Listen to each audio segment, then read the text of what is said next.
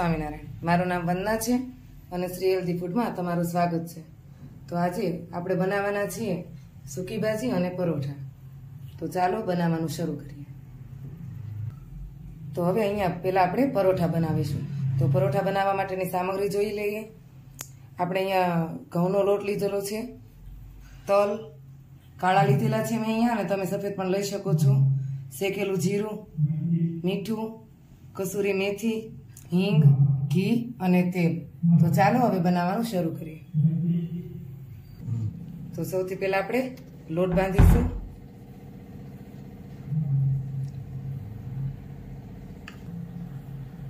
હવે લોટમાં 2 ચમચી તલ એડ કરીશું। શેકેલા જીરાને હાથ વડે મસળી નાખીશું। 1 થી 1.5 ચમચી જેટલું શેકેલું જીરું છે।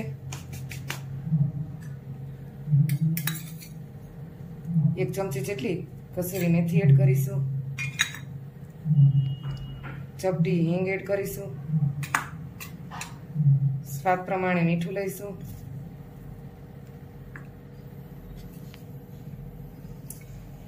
અને 2 થી 3 પાવડા જેટલું તેલ એડ કરીશું।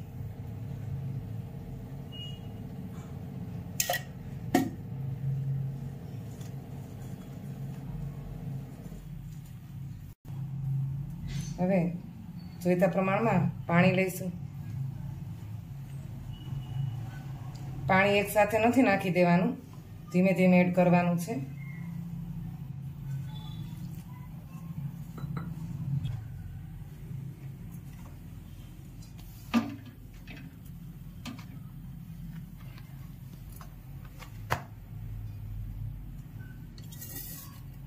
હવે આપણે આમાં થોડું તેલ એડ કરીને લોટને કૂણવીશું।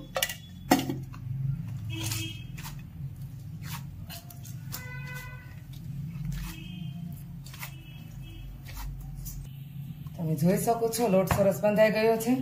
હવે આને લોટને કૂણ આવે ત્યાં સુધી આપણે એને ઢાંકીને મૂકી દઈશું અને સૂકી ભાજી બનાવી લઈશું। તો ચાલો હવે સૂકી ભાજી બનાવવાનું ચાલુ કરીએ અને તેમાં જોઈતી સામગ્રી જોઈ લઈએ। તો મેં અહીંયા 500 જેટલા બટેકા બાફીને ટુકડા કરીને લઈ લીધેલા છે।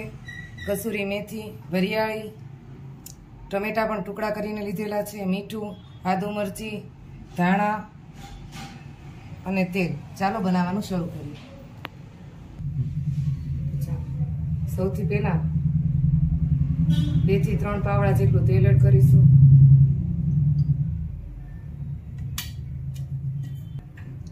તો તેલ ગરમ થાય એટલે તેમાં થોડું જીરું, લીમડો, વરિયાળી, કસૂરી મેથી અને થોડી હિંગ એડ કરીશું। પછી તેમાં આદુ મરચી નાખીશું।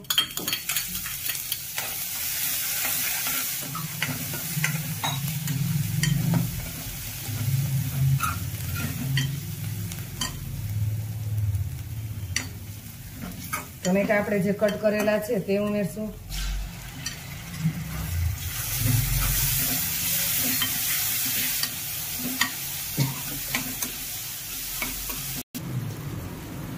સ્વાદ પ્રમાણે મીઠું ઉમેરીશું।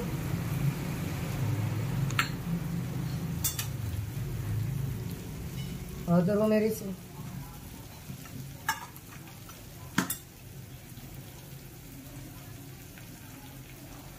અડધી ચમચી જેટલી ખાંડ ઉમેરીશું।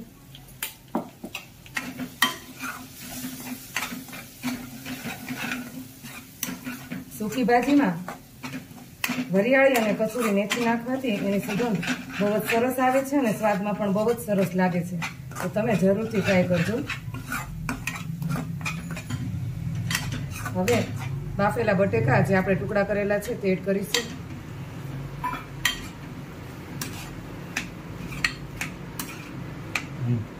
આમાં થોડું દળેલું જીરું એડ કરીશું અને અહીંયા મેં અડધા લીંબુનો રસ કાઢેલો છે તે પણ એડ કરીશું। હવે આપણી સૂકી ભાજી બનીને તૈયાર થઈ ગઈ છે। અહીંયા થોડા કટ કરેલા ધાણા એડ કરીશું અને હવે આપણા પરોઠા બનાવીશું.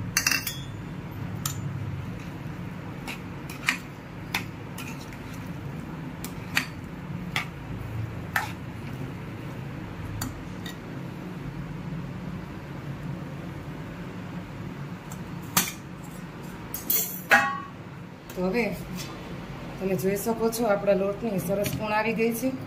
હવે ચાલો પરોઠા બનાવવાનું શરૂ કરીએ.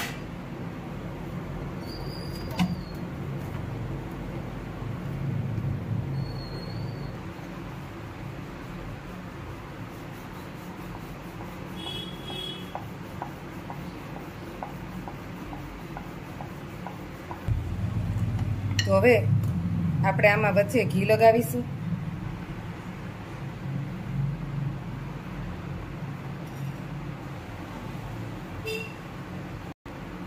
હવે આમાં થોડો લોટ વેરીશું. ફોલ્ડ કરી અને અહીંયા પણ થોડું ઘી લગાવીશું.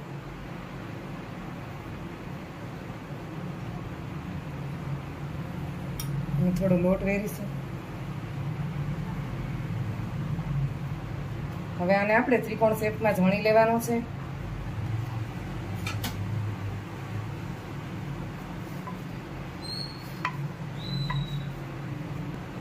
હવે આપણું પરોઠું વણાઈ ગયું છે. એને આપણે શેકી લઈએ.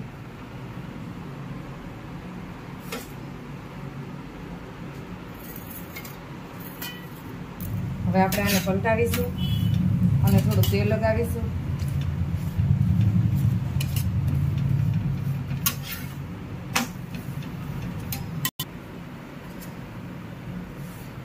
જોઈ શકો છો આપણું પરોઠું સરસ ફૂલી રહ્યું છે.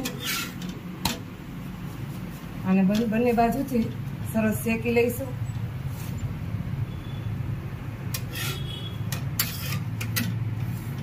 અને હવે આપણે બીજા બધા પરોઠા પણ આવી રીતે ઉતારી લઈશું.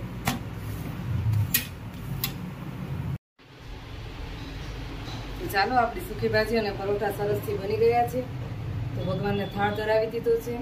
તો ભગવાન થાળ જમે ત્યાં સુધીમાં અમારી ચેનલ શ્રી હેલ્ધી ફૂડને લાઈક કરો, શેર કરો અને સબસ્ક્રાઈબ કરો.